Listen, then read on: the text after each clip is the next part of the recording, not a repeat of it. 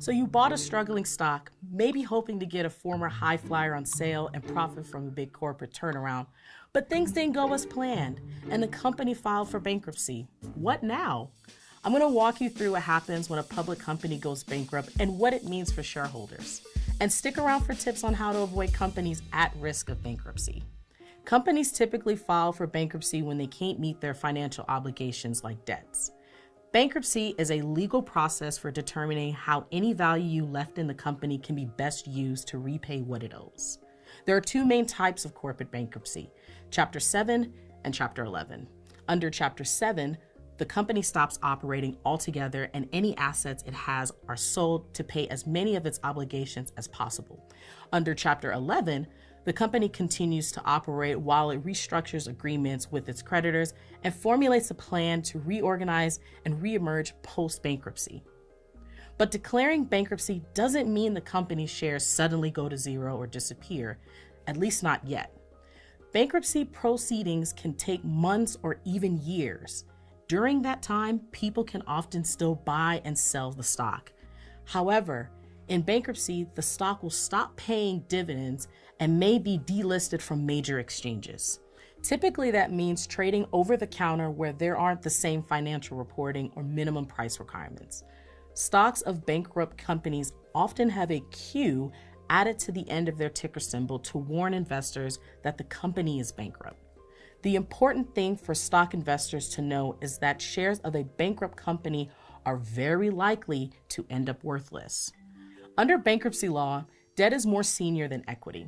In other words, creditors get first dib on whatever value is left in the company, and there's usually nothing left for common shareholders. Even if the company continues to operate and reorganizes to emerge from bankruptcy and issues new shares, its original shares usually end up canceled and worthless. Usually.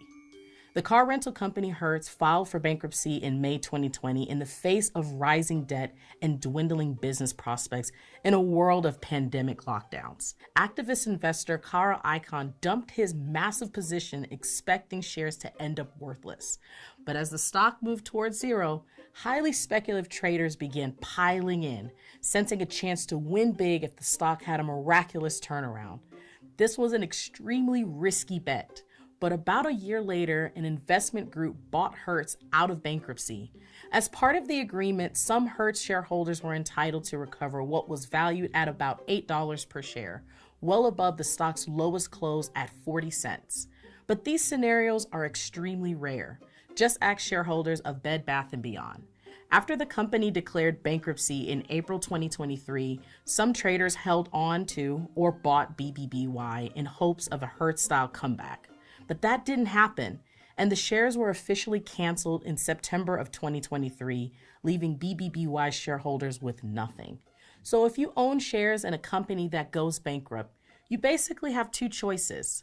First, hold on for the remote chance that the company emerges from bankruptcy with any value left for shareholders. This is extremely speculative and only something to consider if you could afford to lose your entire investment. Or you could cut your losses and sell shares while there's still some value, though likely still at a significant loss. Keep in mind, the longer you hold the shares, the harder it could be to find a buyer. Neither of those are great options. That's why it's best to avoid owning stock in a bankrupt company to begin with. Here are a few tips.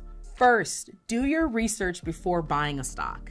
This doesn't mean reading theories on internet message boards. It means analyzing a company's financial performance and outlook and reading reports from trained analysts. Growing earnings, high profit margin, and low debt to equity ratios can all suggest a company is on strong financial footing. Be careful when buying the dip. There are many times when a stock price plummets for good reason. For stocks you already own, keep an eye on their financial performance. Pay attention to quarterly earnings reports and news about the company. If your original thesis about the success of a company proves to be wrong or its fortunes change, consider selling. Don't be misled by internet personalities encouraging you to hold at all costs. If you choose to make a speculative investment, only risk money you can afford to lose.